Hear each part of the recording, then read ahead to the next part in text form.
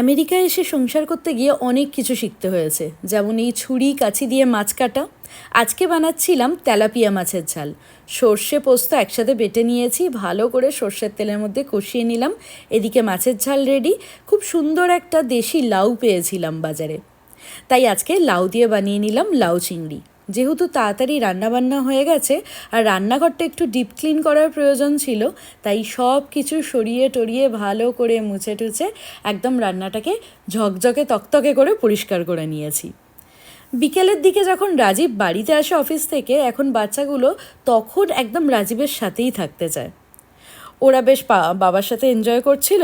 আমি এদিকে কস্কো থেকে একটা আলু আর পেঁয়াজ রাখার ঝুড়ি এনেছিলাম, সেটাকে অ্যাসেম্বল করে নিলাম। কেমন লাগছে বলো ঝুড়িটা? সন্ধ্যাবেলা গেছিলাম কয়েকটা ঘর সাজানোর জিনিস কিনতে। এত সুন্দর জিনিসগুলোর মধ্যে কোনটা নেবো আর নেবো না। যাই হোক, মিনি ব্লগটা ভালো লাগলে লাইক শেয়ার অ্যান্ড সাবস্ক্রাইব করো। বাই।